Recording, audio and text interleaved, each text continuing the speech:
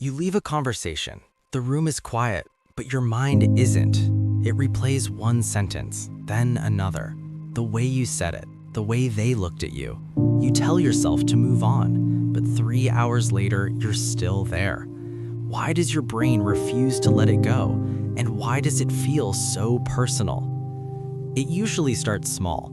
You say something slightly awkward, or you notice a pause after your joke. Maybe someone's tone shifts. Nothing dramatic, just subtle. But later in your room, your brain zooms in. It isolates one micro-expression, one half-second silence, and it stretches it into meaning. You start asking, did I sound stupid? Did they lose respect for me? Did I overshare? You don't just replay words, you replay identity.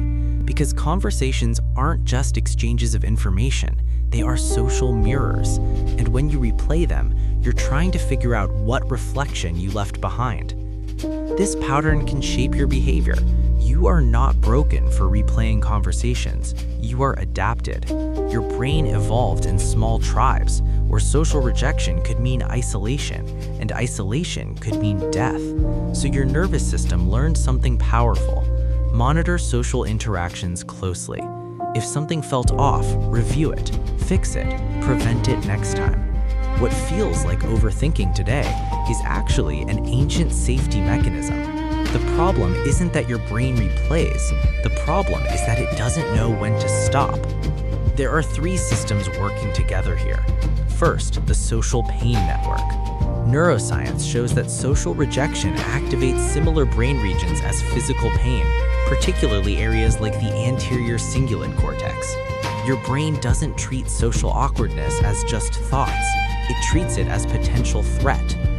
Second, the default mode network. This is the brain system active when you're not focused on a task. It's responsible for self-reflection and mental time travel.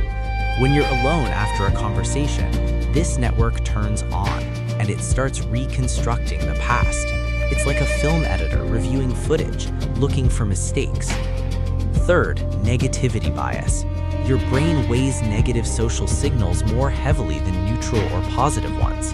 One awkward moment can outweigh 10 smooth ones. Here's a simple mental model. Imagine your brain as a smoke detector. It's designed to detect danger, but it can't tell the difference between a real fire and burnt toast.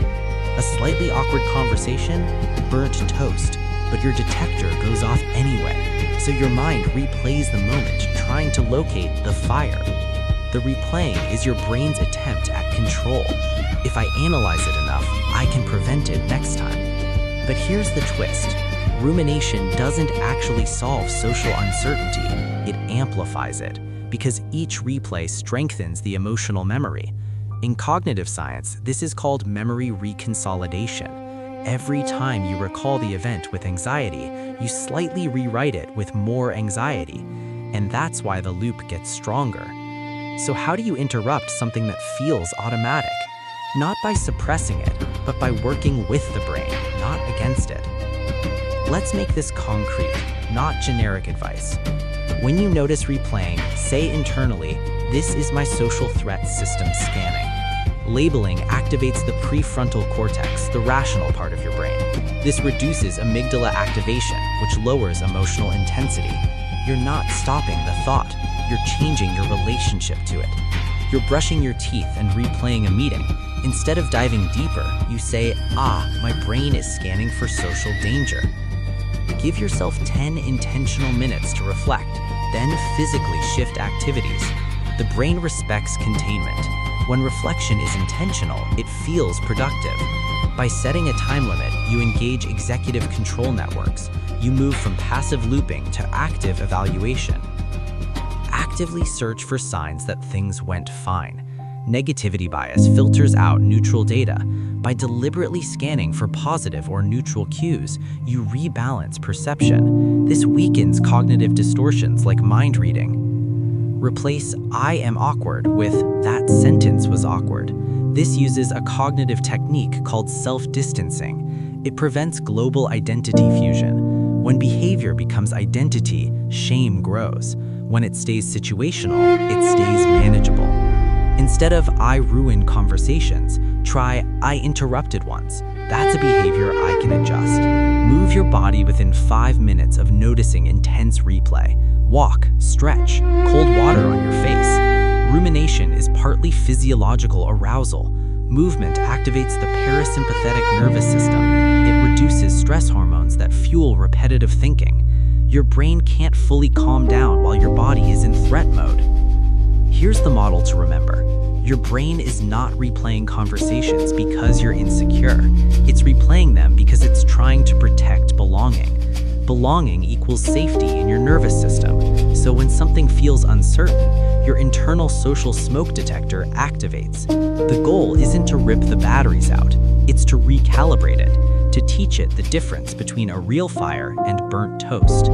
Every time you label the loop, set a boundary, correct the bias, separate identity from behavior, and reset your body, you're teaching your brain something new. This moment is safe. And over time, the detector becomes less sensitive. Not because you forced it, but because you updated it. You will probably replay another conversation tonight. That's okay. It doesn't mean you failed. It means your brain still cares about connection. But next time, when the loop begins, pause and remember, the mind replays what it fears losing. And what it fears losing most is belonging. You were wired for connection, not perfection.